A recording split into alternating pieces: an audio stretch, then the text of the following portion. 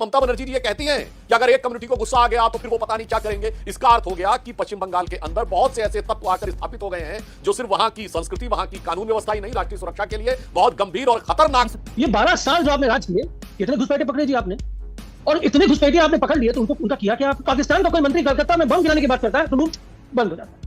जब हमारे माताओं के, हमारे बेटियों के सिंदूर उजाड़े जाते हैं, साइकिल से घुस के आके आतंकवादी पूरे पहलगाम में गोलियों से धज्जियां उड़ा देता है पूरे देश मानव जी, आपको पाकिस्तान पर ज्यादा विश्वास है। कमाल की बात तो ये है कि पश्चिम बंगाल के चुनाव में पश्चिम बंगाल को छोड़कर आप पाकिस्तान का ज्यादा जिक्र कर रहे हैं। वो पाकिस्तान जो हमेशा मुखी खाता है, मानव जायसवाल जी, वो खुश हो जाएंगे। सिर्फ 2 बिंदु। पश्चिम बंगाल की सरकार ने इस साल जो बजट दिया उसमें मदरसों के लिए, मुअज्जिन के लिए और मौलवियों के लिए कितना बजट दिया? 5,713 करोड़। अभी मजा आएगा ना भिड़ो। सुधांशु त्रिवेदी जी, किसका चुन चुन कर हिसाब करने की बात कर रहे हैं प्रधानमंत्री? कौन है आप लोगों के टारगेट पर जिनका हिसाब किया जाएगा या जिनको आप लोगों ने चुन लिया है? देखिए, पश्चिम बंगाल जो भारत की राष्ट्रीय अस्मिता, स्वतंत्रता आंदोलन, राष्ट्रीय पहचान की एक गौरवशाली परंपरा वाला प्रदेश था। आज मैं ईमानदारी से कहना चाहता हूं आपके लाखों दर्शकों से, एक ही राज्य है जहां आज भी चुनावी हिंसा होती है। किसी दौर में यूपी और बिहार ज्यादा बदनाम होते थे, पर यदि चुनावी हिंसा, हत्याएं होती हैं तो आज केवल पश्चिम बंगाल रह गया है। मानी हुई बात है कि यह तभी संभव हो सकता है जब वहां पर ऐसे अपराधियों के हौसले बुलंद हो। नेक्स्ट लॉजिक अपने आप आता, हौसले तब बुलंद होते हैं जब उन्हें पता होता है कि कहीं ना कहीं उनको संरक्षण मिलेगा। तीसरी बात अगर आप समझिए तो सिर्फ इतना फैक्ट बताना चाहता हूं, भारत के इतिहास में, संसदीय इतिहास में एकमात्र घटना हुई थी जब ममता बनर्जी जी ने नाराज होकर फाइल फेंकी थी स्पीकर के ऊपर 2007 में। किस मुद्दे में फेंकी थी? कि बांग्लादेशी घुसपैठिए जो आ रहे थे पश्चिम बंगाल में, उन पे वो चर्चा करवाना चाहती थी और उन्हें लगा कि जब चर्चा नहीं हो पाएगी तो वो बहुत नाराज हो गई और कम्युनिस्ट पार्टी के सांसदों ने उनके साथ बहुत बदतमीजी करने का प्रयास किया था। तब भारतीय जनता पार्टी के लोग उनको सदन से बाहर लेके गए थे। आज अगर 2007 में उनको इतना गुस्सा आ रहा था तो आज जो परिस्थिति है 2026 में, क्या आपको नहीं लगता कि स्थिति उससे ज्यादा खराब हो गई होगी? मगर आज उल्टा हो गया है, वो उनको संरक्षण देने की बात करती हैं। तो आज पश्चिम बंगाल के अंदर की स्थिति सिर्फ एक राज्य की अंदरूनी कानून व्यवस्था का विषय नहीं रह गया है, यह भारत की राष्ट्रीय सुरक्षा के लिए एक यक्ष प्रश्न बन गया है। तीसरा बिंदु समझिए कि भारत की सांस्कृतिक और सामाजिक व्यवस्था के लिए कैसा प्रश्न चिन्ह बना है कि बाबरी मस्जिद बन रही है मुर्शिदाबाद में, और जब पूछा जा रहा है तो बनाने वाले क्या कहते हैं कि हम साहब वो अयोध्या में इसलिए नहीं बना पा रहे हैं क्योंकि वहां हिंदुओं की मेजॉरिटी या हमारी मेजॉरिटी है, इसलिए हम बनाएंगे। और जब ममता बनर्जी जी ये कहती हैं कि अगर एक कम्युनिटी को गुस्सा आ गया तो फिर वो पता नहीं क्या करेंगे, इसका अर्थ हो गया कि पश्चिम बंगाल के अंदर बहुत से ऐसे तत्व आकर स्थापित हो गए हैं जो सिर्फ वहां की संस्कृति, वहां की कानून व्यवस्था ही नहीं, राष्ट्रीय सुरक्षा के लिए बहुत गंभीर और खतरनाक। सुधांशु जी, उनकी नाराजगी इस बात को लेकर है। आपने घुसपैठियों की बात कही तो ममता बनर्जी कहती हैं कि आप सत्ता में हैं, आप केंद्र में सत्ता में हैं, तो घुसपैठियों को निकालने के लिए आपने क्या किया, आपने कितने घुसपैठियों को निकाला, ये आप नहीं बताते।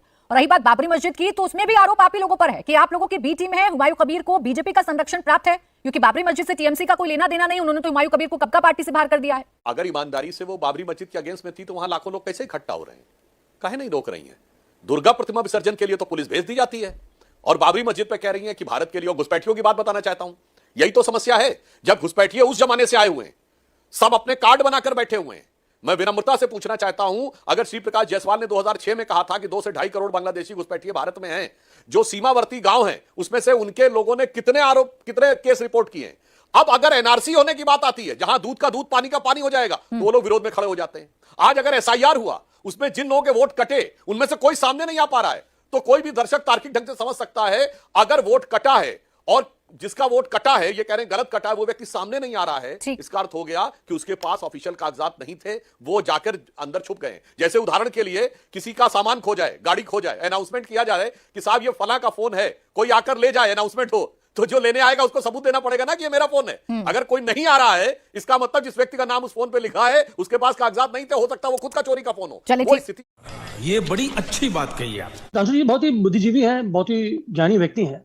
2007 की उन्होंने बात बताई। 2011 में हमारी सरकार आई बंगाल में। आपके केंद्र में 56 इंच वाली सरकार कब आई? 2014 में। वो 11, 12, 13, 14 3 साल में मैंने करोड़ों करोड़ों करोड़ों करोड़ों करोड़ों करोड़ बांग्लादेशी भारत में घुस गए। और 2014 से लेके लगभग हमारे अंतराल ही चल रहा है, 2-3 साल का फर्क है। ये 12 साल जो आपने राज किए, कितने घुसपैठे पकड़े जी आपने, और इतने घुसपैठे आपने पकड़ लिए तो उनका किया क्या आपने? पूरा देश जानता है, पूरा डेटा अवेलेबल है कि भाई यूपीए की जब सरकार रही वहां कितने घुसपैठिए पकड़े गए, कितने नंबर्स थे। उनका कद थोड़ा ऐसे होगा, वो 56 इंच नहीं, वो बहुत बड़ी इमारत अगर देखी जाएगी भारत में, और आपका एक बौना कद है। कथनी और करनी का जो विलाप संवाद है, इसमें बड़ा फर्क है, ये समझिए। दूसरी बात, आप चुन चुन के बदला लेना चाहते हैं। हम भी 2011 में आए थे, हमने बदलाव की बात करी थी, हमने बदला की बात नहीं करी। ये देश के प्रधानमंत्री हैं, चाहे वो एक खराब बच्चा क्यों ना हो, चाहे वो अच्छा बच्चा क्यों ना हो, चाहे वो बुरा बच्चा क्यों ना हो, लेकिन वो पूरे सारे के सारे लोग इस देश के संतान हैं। उनके प्रति जो आक्रोश, जो गुस्सा, जो चुन चुन के बदला वाली भाव, ये भाजपा के नेता को ही शोभा दे सकता है। लेकिन जब पाकिस्तान का कोई मंत्री कलकत्ता में बम गिराने की बात करता है तो मुंह बंद हो जाता है। जब हमारे माताओं के, हमारे बेटों के सिंदूर उजाड़े जाते हैं, साइकिल से कोई घुस के आके आतंकवादी पूरे पहलगांव में गोलियों से धज्जियां उड़ा देता है पूरे तो देश मानव की। जी, आपको पाकिस्तान पर ज्यादा विश्वास है। कमाल की बात तो यह है कि पश्चिम बंगाल के चुनाव में पश्चिम बंगाल को छोड़कर आप पाकिस्तान का ज्यादा जिक्र कर रहे हैं। वो पाकिस्तान जो हमेशा मुक्की खाता है, मानव जायसवाल जी, वो खुश हो जाएंगे। उनके नेता को मुद्दा बनाकर अगर आप चुनाव लड़ेंगे तो इतना लीचर देश है पाकिस्तान की, इस बात पर वो खुश होगा, तालियां बजाएगा और चलाएगा अपने टीवी चैनल्स पर। खैर ये बात तो रही अलग। आप मुझे सिर्फ इतना बता दीजिए, एक सेकंड मानव जी, फिर आपके सवाल का जवाब देंगे सुधांशु जी। बस मुझे इतना बता दीजिए, 2007 में जो घुसपैठियों की प्रॉब्लम पश्चिम बंगाल में थी, क्या वो प्रॉब्लम खत्म हो गई एकाएक आपके आने से? उस घुसपैठी वाले मुद्दे पर क्यों नहीं आप लोग बोलते हैं, क्यों नहीं ममता बनर्जी बोलती हैं? बात तो सही है। तो चुन करके उनको जो करना वो करिए। उसके लिए तो हमने तो, हमारे पुलिस ने बॉर्डर इलाके में कुछ बांग्लादेशी जो घुसे थे, हमारे बंगाल पुलिस ने इनको बताया। हमारे बंगाल पुलिस ने मिनिस्ट्री ऑफ होम अफेयर्स को उसकी जानकारी दी। ऐसी तो बात नहीं है, लेकिन आप किसी को भी सिर्फ वो मुस्लिम है इसलिए उसको घुसपैठी बना देना चाहते हैं।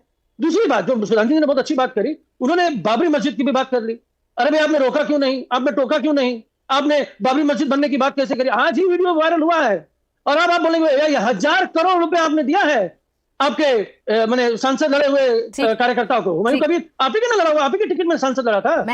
तो आपको छोड़ के टीएमसी में आ गए, लेकिन अब हमको पता चला कि भाई आप ये जो पीछे बहुत देर से पता चलता है आपको मानव जी। मैं अक्सर ये कहती हूँ कि इतनी मासूमियत के साथ सियासत करेंगे तो आपको मुंह की ही खानी पड़ेगी। बीजेपी का कोई एजेंट, जैसा आप कह रहे हैं, वो आपकी पार्टी में आ जाता है, एक पद पर बैठ जाता है और आपको पता नहीं चलता। जब वो बाबरी मस्जिद की बात करता है तब आपको पता चलता है कि वो बीजेपी का एजेंट है। घुसपैठियों पर आपके सीरियस सवाल थे, पार्टी से बहुत पहले निकाल दिया गया है। बाबरी मस्जिद की बात करने के बाद उसे पार्टी से आपने निकाला था मानव जायसवाल जी, मुझे याद है। जैसे ही उसने बाबरी मस्जिद की बात कही थी, उसे पार्टी से निकाला गया। इनका क्रमवार जवाब देता हूं। इन्होंने कहा कि हमने बदला नहीं लिया, तो अभी आपके कार्यक्रम में इसी समय दिखाया गया, बाकी छोड़ दिए। 2021 में 54 लोगों की हत्या हुई। 2021 के चुनाव के बाद क्या क्या हुआ तृणमूल कांग्रेस के विरोध करने वाले लोगों के साथ, वो सारे देश को पता है। अब आइए घुसपैठियों की बात। घुसपैठियों का जो आधार कार्ड बनता है कहां? राज्य सरकार में। राशन कार्ड कहां बनता है? राज्य सरकार में। अब मैं पूछना चाहता हूं, जब 2011 में आप सत्ता में आए तो क्या ममता जी को कोई घुसपैठिया नजर नहीं आया? तो वो मान लें कि 2007 में उनका गुस्सा जो था फाइल फेंकने वाला, वो गलत था, या फिर उन्होंने फाइंड आउट किया, या वो अचानक सारे के सारे जो राष्ट्र विरोधी थे, जैसे आपने कहा देश का बच्चा है, बिल्कुल मोदी जी के लिए जो भी व्यक्ति है वो देश का बच्चा है, मगर जो देश में घुसपैठ करके आया है वो देश की संतान नहीं, देश का शैतान है। उनके प्रति हम पूरी गंभीरता के साथ, पूरी सतर्कता के साथ, पूरी सजगता के साथ कार्य करेंगे। अब मैं तीसरा आपको उदाहरण देता हूं। बाबरी मस्जिद पे आप ये कह दीजिए, वो कह दीजिए, सब मान लिया, मगर मैं एक फैक्ट बताता हूं, सिर्फ 2 बिंदु। पश्चिम बंगाल की सरकार ने इस साल जो बजट दिया उसमें मदरसों के लिए, मुअज्जिन के लिए और मौलवियों के लिए कितना बजट दिया? 5713 करोड़। और इंडस्ट्रियल डेवलपमेंट के लिए 1100 करोड़, साइंस एंड टेक्नोलॉजी के लिए 182 करोड़। यानी वो कोलकाता जो कभी भारत का इंडस्ट्रियल सेंटर हुआ करता था, वहां इंडस्ट्रियल डेवलपमेंट के लिए 1100 करोड़ रुपए और मदरसे डेवलपमेंट के लिए 5713। यानी मां माटी मानुष से हटकर मौलवी, मुअज्जिन और मदरसा के बजट के ऊपर आ गए। इसमें तो कोई किंतु परंतु नहीं है। और दूसरी, अब अंतिम बिंदु यह कहता हूं, तृणमूल कांग्रेस बहुत कहती है उसे बांग्ला भाषा से बहुत लगाव है, तो यह बताइए अपने संकल्प पत्र का नाम इश्तेहार क्यों रखा? इश्तेहार बांग्ला का शब्द है क्या? नहीं साहब, अरबी फारसी का शब्द है जो उर्दू में लिया गया है। किसको खुश करने के लिए इश्तेहार रखा गया है? और बंगाल के इतिहास में इश्तेहार का क्या महत्व है बताना चाहता हूं। 1905 में जब ढाका के नवाब कलीमुल्ला ने हिंदुओं के नरसंहार के लिए पैम्फलेट छपवाया था तो उसका नाम इश्तेहार ही रखा था। आज मैं मानव जी से विनम्रता से पूछना चाहता हूं, क्योंकि ये भी अच्छा अध्ययन करके आते हैं कि इश्तेहार शब्द कहां से खोजा ममता जी ने। ये मानव जी बताएंगे, लेकिन आपने जो एक बिंदु कही सुधांशु जी, उस बात मजा आया।